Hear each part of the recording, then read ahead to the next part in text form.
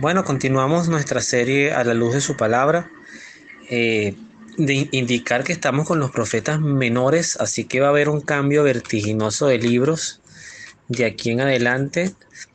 Y luego de que terminemos con los profetas menores, que vienen los libros sapienciales, es decir, los libros de sabiduría, ahí posiblemente haremos una transformación en el andar de la serie. Es decir, puede ser que demos un salto de los libros de Proverbios, Sabiduría, Eclesiastés, y por ejemplo vayamos de una vez a Tobías, Esther, todos los libros que narran historias. Luego haremos una serie particular para los sapienciales, porque además estos libros son de un matiz distinto, no tienen tanto elemento histórico, sino es como un libro de consejerías, de muchos consejos, donde Dios nos ilumina. Entonces, bueno, ya llegaremos allí en su momento. La palabra de Dios es riquísima y da para mucho. Una de las cosas que, por si acaso alguien escucha este episodio por primera vez, que siempre puede ocurrir, el propósito de esta serie en sus 119 capítulos, incluyendo este, no ha sido otro, sino primero generar esa hambre de palabra de Dios. Para mí también es obligarme, es motivarme al ejercicio de leer la palabra de Dios y a su vez mostrar al Dios como un todo. No hay un Dios en el Antiguo Testamento que el Nuevo Testamento desmitificó y corrigió en sus versiones originales. No, es el mismo Dios con una línea de coherencia total y absoluta. Y justamente el episodio de hoy nos va a permitir ver uno de estos ejemplos muy, muy claros. Ahí hay lecturas que se vinculan, hay lecturas como por ejemplo cuando vemos toda la pasión de Jesús narrada en los evangelios, los cuatro evangelios, con sus diferentes descripciones y testimonios. Es imposible no pensar en el episodio, en el capítulo 53 del profeta Isaías, donde justamente describe todos los padecimientos del Mesías. Entonces hay lecturas del Antiguo que se hacen revelación en el Nuevo Testamento. Sin contar que, por ejemplo, Cristo en sí mismo es la materialización encarnada, por supuesto, de muchas profecías. Desde los tiempos de Moisés ya se hablaba inclusive de esta figura del Mesías, de un Salvador, de un hijo de hombre que vendría a redimir al pueblo. Entonces, hoy seguimos con el profeta Joel. Joel, no sé cuál sea la pronunciación correcta, yo diría Joel, y en su capítulo 3 con el cual vamos a terminar este libro, y el próximo capítulo pues vendría el profeta Amós, que además adelantó que era un pastor, era un laico, o sea, no era un sacerdote. Entonces es importante, también es un libro muy importante. Hoy, como les decía, vamos a vincular el capítulo 3 que hay una promesa, y luego lo vamos a unir con la lectura del libro de los Hechos de los Apóstoles, donde esa promesa se materializa ante un hecho, un evento histórico real que de hecho estamos ahorita, mientras hago esta grabación, año 2023, estamos en tiempo de Pascua de Resurrección que va a culminar luego de la ascensión del Señor con la venida del Espíritu Santo, con Pentecostés. Entonces, lo que vamos a leer ahorita está vinculado al Pentecostés apostólico, es decir, que fue de hecho donde inició nuestra iglesia católica. Cristo en Pedro hace una promesa de tú serás Pedro, tú eres Pedro y sobre ti edificaré. O sea, hay una promesa en Cristo, en Pedro, sobre ti voy a edificar. No estoy edificando o ya tú eres mi iglesia. Pero en Pentecostés esa edificación de la iglesia se hace real, porque lo que salió de Pentecostés fue algo totalmente distinto a lo que al antes de Pentecostés. Entonces vamos a hablar de eso. Voy a pedirle a Dios que me dé también capacidad de síntesis para no extender mucho el audio. Pero bueno, lo importante es hacer esto bien y que quede bien vinculado a los dos textos. En el profeta Joel dice el Señor lo siguiente en su capítulo 3. Vamos a leer del 1 al 5 de los versículos. Esto es lo que ha de suceder después. Yo derramaré mi espíritu sobre cualquier mortal. Tus hijos y tus hijas profetizarán. Los ancianos tendrán sueños y los jóvenes verán visiones. Hasta sobre los siervos y las sirvientas derramaré mi espíritu en aquellos días. Daré a ver señales en el cielo, y en la tierra habrá sangre, fuego y nubes de humo. El sol se cambiará en tinieblas y la luna en sangre, cuando se acerque el día de Yahvé, día grande y terrible. Entonces serán salvados todos aquellos que invoquen el nombre de Yahvé, pues unos se salvarán en el cerro de Sión. Habrá sobrevivientes en Jerusalén, como lo ha dicho Yahvé, allí estarán los que llame Yahvé. Palabra de Dios, te alabamos, Señor. Hay muchos puntos importantes que marcan esta lectura, que además me gustaría contextualizar, que es una lectura que deja muy clara la universalidad de Dios. Algo que nosotros tenemos los cristianos, que yo creo que defender y promover, es como, así como nosotros, desde la Patagonia hasta el norte más arriba que se pueda pensar, de norte a sur, este a oeste en el planeta. Todo ser que camine, que sea pensante, todo individuo erguido, que además tenga cromosomas XX o XY, nosotros los definimos como seres humanos. Y usted puede conseguirse un asiático, un africano, un latinoamericano, un europeo, y usted, más allá del idioma, más allá de la región, más allá de lo que sea, de la clase social, usted sabe, le reconoce que usted no está delante de un animal, usted está delante de un ser humano. Eso es un concepto universal. Así como también el Papa Francisco en la Laudato Si, si no me equivoco, hablaba de el cuidado de la casa común, definiendo hacia la tierra, y creo que todos estamos claros en el planeta, todos los que cohabitamos el planeta, que el planeta es pues nuestro hogar común, que no tenemos otro planeta donde podamos irnos de momento. Yo no dudo que en el futuro eso ocurra, pero ahorita no ocurre, nadie puede irse a otro planeta.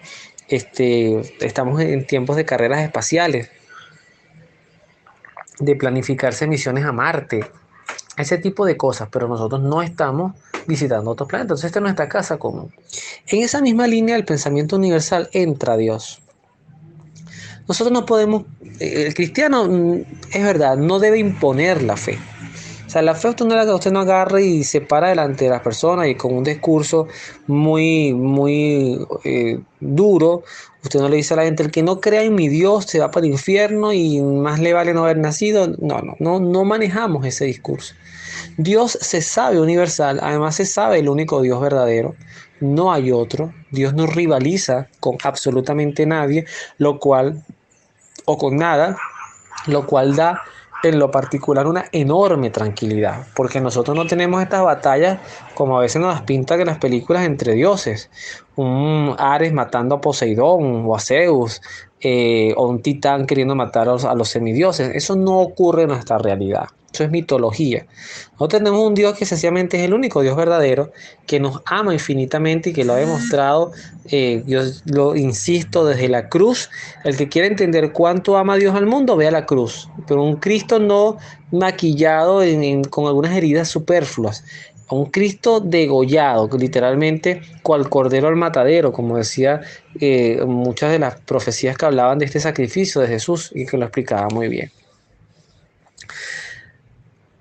Esta universalidad de Dios permite entender que Dios le regala su Espíritu a quien a Él le dé la gana de regalárselo.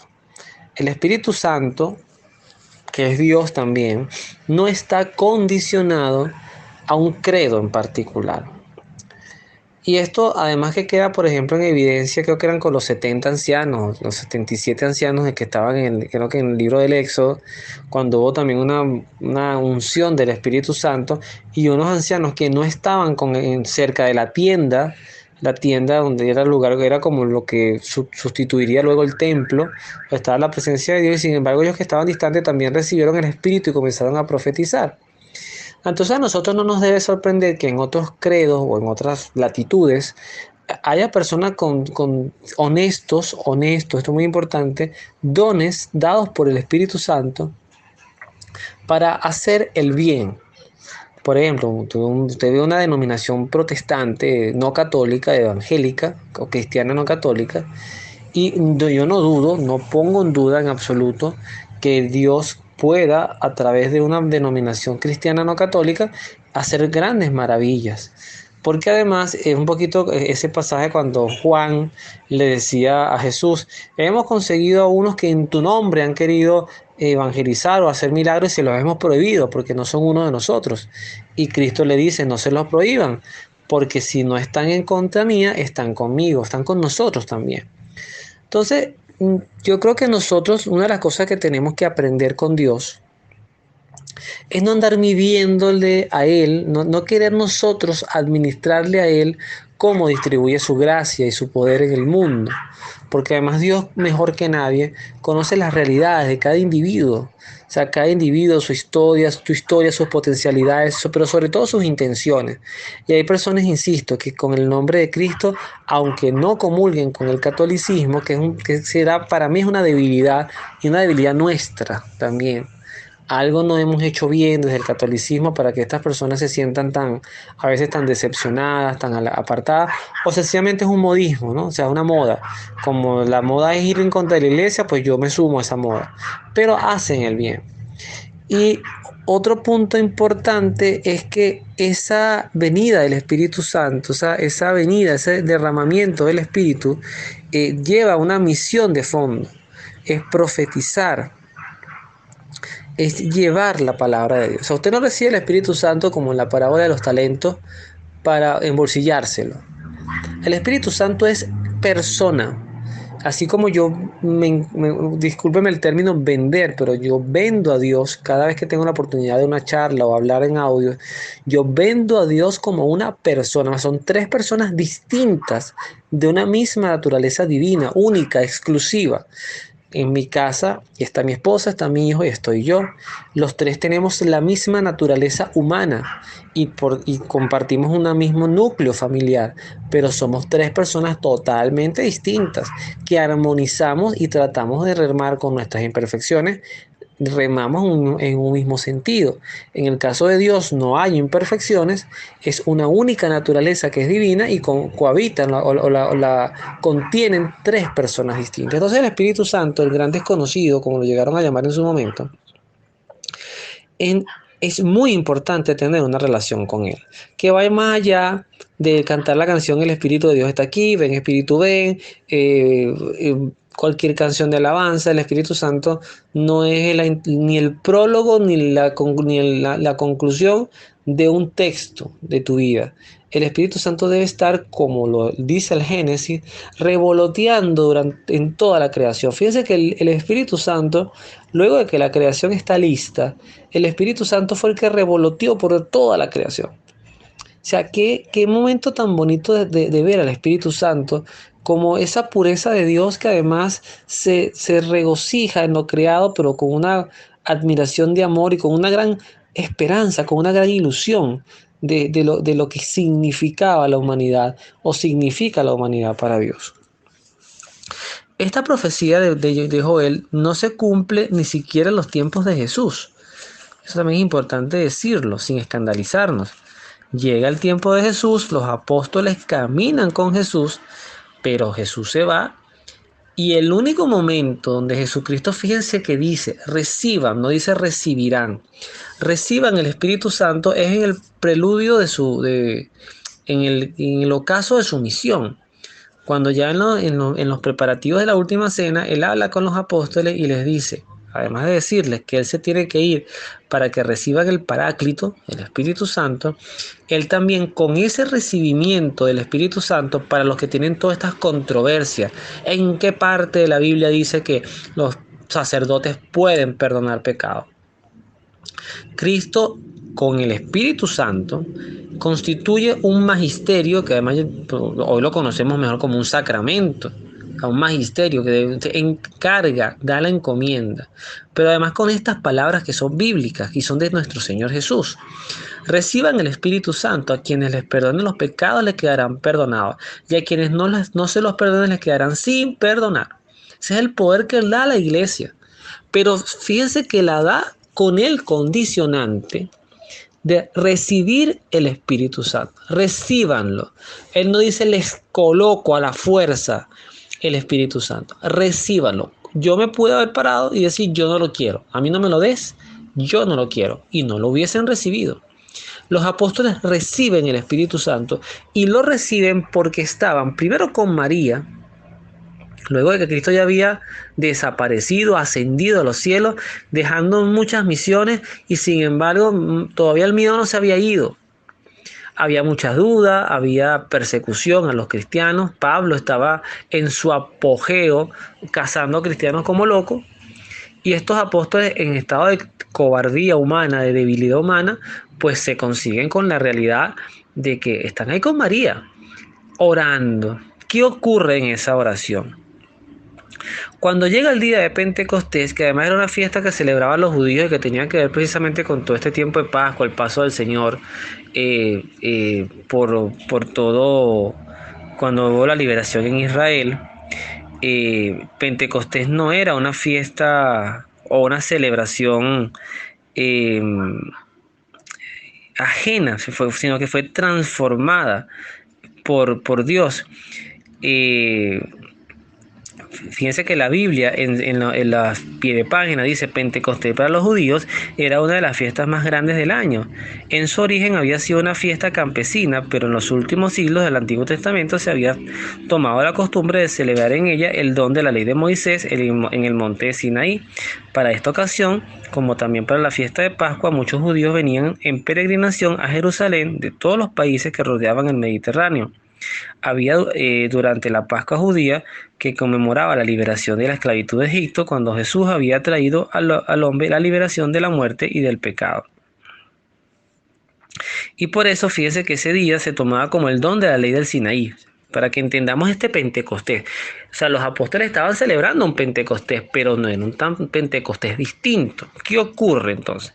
De repente vino del cielo un ruido con una violenta ráfaga de viento que llenó toda la casa donde estaban, y aparecieron lenguas de fuego, unas lenguas como de fuego, que se repartieron y fueron posándose sobre cada uno de ellos. Todos quedaron llenos del Espíritu Santo y comenzaron a hablar en otras lenguas, según el Espíritu les concedía que se expresaran. Estamos en el capítulo 2 del libro de los Hechos de los Apóstoles, desde el versículo 1, y lo vamos a leer hasta el versículo 21. Continúo. Estaban de paso en Jerusalén judíos piadosos, llegados de todas las naciones que hay bajo el cielo. Y entre el gentío que acudió al oír aquel ruido, cada uno oía hablar en su propia lengua. Todos quedaron muy desconcertados y decían, llenos de estupor y admiración: pero estos no son galileos. Y miren cómo hablan, cada uno de nosotros les oímos en nuestra propia lengua nativa. Fíjense ustedes lo poderoso de este milagro. Yo estoy hablando ahorita en español, castellano. Yo soy venezolano. Es como que ahorita yo estuviera haciendo este audio y me estuvieran escuchando en Inglaterra y me están escuchando en inglés. Me están escuchando en China y me están escuchando en mandarín. O me están escuchando en árabe, o me están escuchando en francés, en italiano. Y de mi garganta lo que está saliendo son palabras en español. Es decir, que el Espíritu Santo es la sanación de un Babel. O sea, ¿qué generó Babel? Confusión por la avaricia del hombre. En el Espíritu Santo nos reencontramos desde la palabra y la comprensión de Dios. Por eso que el Espíritu Santo es tan importante, porque además es el que inspiró a los hagiógrafos, los que escribieron la palabra de Dios, y ayudaron a los apóstoles a interpretar lo que posteriormente, porque eso no fue in situ al momento, lo que posteriormente se hizo, que fue recoger los evangelios, las escrituras, y darle discernimiento a la iglesia. Decían ellos: entre nosotros hay pardos, medos y elamitas, habitantes de Mesopotamia, Judea, Capadocia, del Ponto y de Asia, de Frigia, Panfilia, Egipto y de una parte de Libia que limita con Cirene. Hay forasteros que vienen de Roma, unos judíos, otros extranjeros, que aceptaron sus creencias, cretenses y árabes. Y todos les oímos hablar en nuestras propias lenguas las maravillas de Dios. Todos estaban asombrados y perplejos y se preguntaban unos a otros qué querría significar todo aquello. Pero algunos se reían y decían: están borrachos. No faltan los venezolanos, seguramente estos eran unos venezolanos que siempre están con el chalequeo. ¿Qué determina entonces Pedro? Por primera vez, lo dice el libro de los Hechos de los Apóstoles, ya con unos apóstoles transformados. Estos no son los apóstoles cobardes que estaban con miedo. Estos son unos apóstoles transformados, convencidos, donde en su corazón dice: ¿sabes qué? Ya no me importa nada. Como cuando tú amas o quieres algo y dices: ¿sabes qué? Voy con todo, no me importa. Dios es mi rey, es mi Señor y voy con todo. Y dice: Pedro entonces toma la palabra y les dice. Pedro, con los 11 a su lado, se puso de pie, alzó la voz y dirigiéndose a ellos dijo: Amigos judíos y todos los que se encuentran en Jerusalén, escúchenme, pues tengo algo que enseñarles. No se les ocurra pensar que estamos borrachos, pues son apenas las 9 de la mañana, sino que se está cumpliendo lo que anunció el profeta Joel. Fíjense ustedes, por eso hice el enlace con esta lectura. Se está cumpliendo lo que anunció el profeta Joel, que viene luego lo que dice acá Pedro. Empieza a citar al profeta Joel. Escuchen lo que sucederá en los últimos días. Dice Dios, derramaré mi espíritu sobre cualquiera que sean los mortales. Sus hijos e hijas profetizarán, los jóvenes tendrán visión y los ancianos tendrán sueños proféticos. En aquellos días derramaré mi espíritu sobre mis siervos y mis siervas que profetizarán. Haré prodigios arriba en el cielo y señales milagrosas abajo en la tierra. El sol se convertirá en tinieblas y la luna en sangre antes de que llegue el día grande del Señor. Y todo lo que invoque el nombre del Señor, y todo el que invoque el nombre del Señor se salvará. Más adelante, ahí termina la lectura, vamos a decir palabra de Dios, porque hasta ahí la lectura para el episodio 119 de hoy. Pero más adelante, Pedro lo que hará es todo un reproche,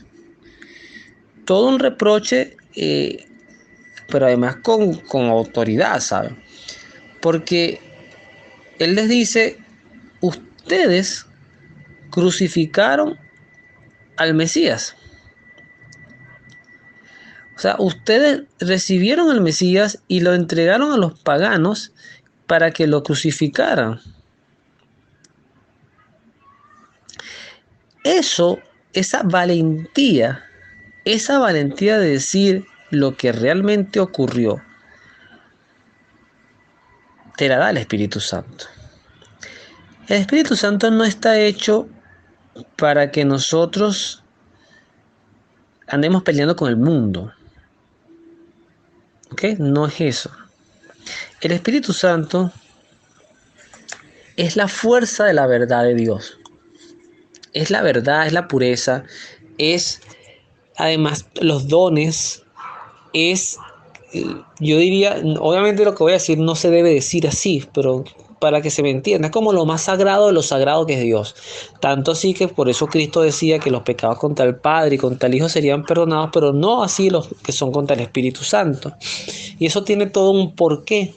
Y por eso es lo delicado a priori, a la primera, especialmente ojalá estos audios los escucharan los jóvenes. Lo que pasa es que ya con 22 minutos que llevo es como muy largo para un joven.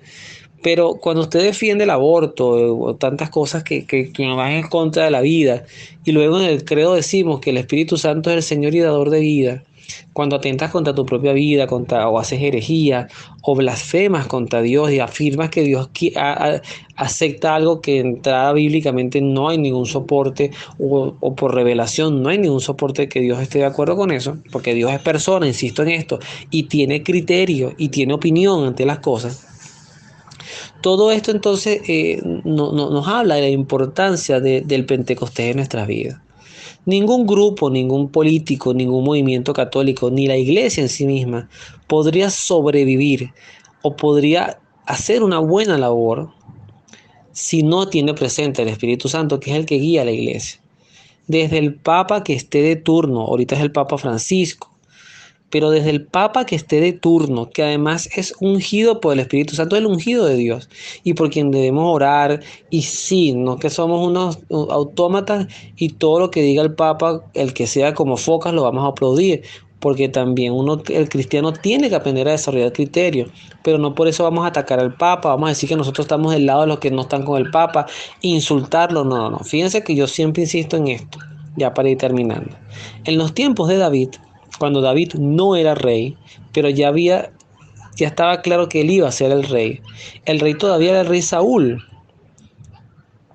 Y hubo una oportunidad donde David, que sabía que Saúl lo buscaba para matarlo, porque ya Saúl sabía que había perdido la gracia de Dios y que el nuevo ungido para el reinado iba a ser David, no él. Y Saúl emprende una cruzada en contra de David, pero David tuvo la oportunidad de matar a Saúl.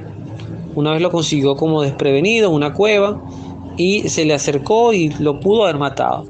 ¿Por qué no lo hizo? Porque él dijo, Dios me salve de yo hacerle algo al ungido de Yahvé. Ese era el ungido, y Saúl murió igual asesinado y murió mal, no murió de viejo, pero es el ungido de Dios. Entonces, las autoridades de la iglesia, oramos por ella y invocamos al Espíritu Santo para cada uno, para nuestra familia. Es importante la vivencia del poder del Espíritu Santo en nuestras vidas. Aprender a relacionarnos con Dios de manera integral. Háblale al Padre, háblale al Hijo y háblale al Espíritu Santo. Hazte amigo de la verdad. Ahí no hay pérdida. Ahí aprenderemos a llevar dolores, sufrimiento. Yo Inclusive cuando pedimos sanación por personas que están pasando ahorita momentos duros de enfermedad. Ahorita yo tengo varios casos en mi trabajo. Tengo varias personas que andan, o familiares o religiosas, que andan pasándola mal con temas de salud. Entonces vamos a pedir al Espíritu Santo que interceda por estos casos con su poder, porque el que tiene el poder para sanar lo tiene, pero no siempre es la voluntad de Dios. Hay un bien mayor en una enfermedad que a veces no vemos. Entonces vamos a ir transformando nuestras vidas para hacernos amigos del Espíritu Santo. Que Dios los bendiga. Nos vemos en la oración.